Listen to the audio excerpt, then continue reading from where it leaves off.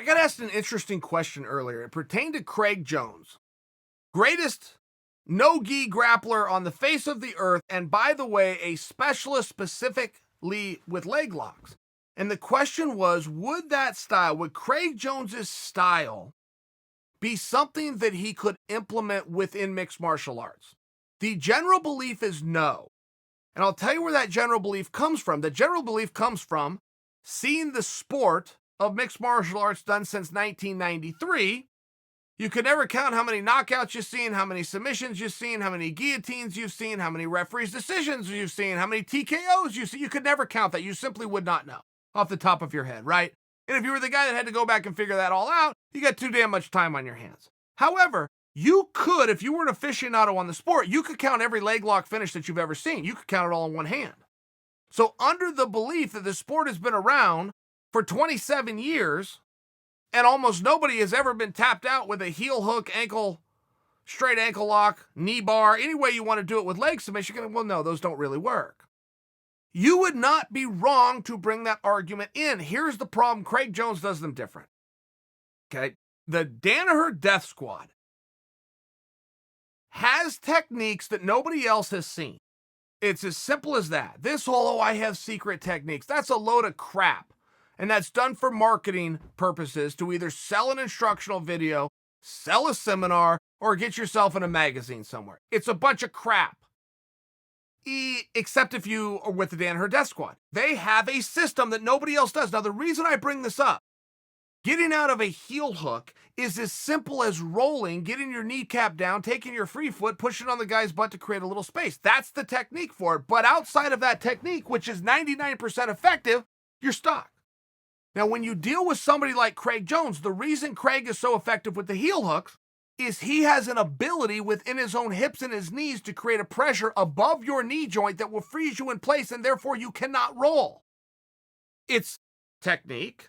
Some of it is body type. Some of it is stature with the length that Craig has and understanding how to use it, but he has a very unique ability that you cannot go to your number one defense, which is to simply turn that kneecap down, create some space, and now you're out of the situation. Craig does it different. And I would also add for you, because you're talking Craig specifically, the question came up, could Craig Jones, not just could leg locks come back in, not just could heel hooks cut in, could Craig Jones's heel hooks come in? When you're dealing with a straight armbar, when you're dealing with a triangle, when you're dealing with a Kimura, when you're dealing with anything from guard, and you want to be very guard heavy, you have to go back to what Rickson Gracie told us all in the beginning. And he loved jiu-jitsu and he teaches jiu-jitsu and he practiced it himself, but he was still the first one to say, you can take a black belt into mixed martial arts. The first time you get punched, you now have a brown belt. The second time you get punched, you're a purple belt. And the third time you get punched, you are now a white belt. His message there was, you need your hands and you need your body for each of our techniques, which means you don't have your hands or your body to defend your opponent's strikes. Therefore, you need to study this, and it's different if you try to translate jiu-jitsu into mixed martial arts. Why I bring you that story is when you're discussing Craig specifically, you're now talking about leg locks. So before you get in the ins and outs of what John Danaher has his team doing, just picture in your mind the position of a leg lock, okay? Your head is way over here. Your opponent's head is way over there. Your opponent could sit up and throw the world's hardest punch, the world's best punch. He's going to hit nothing but air. He simply cannot reach you. The only body part he could hit, your shin, your knee, your thigh, what, he's going to give you a Charlie horse? So if you get to a Craig Jones position, you're going to be very safe, and that's going to be a very grappling heavy position. You simply aren't going to have the strikes. You simply are not going to see mixed martial arts style techniques. So if you're talking about somebody who is the world's best leg lock artist, which is Craig Jones, if he could use that in MMA, the answer would be yes. If he could get to that position, MMA is no longer happening. It's as simple as that.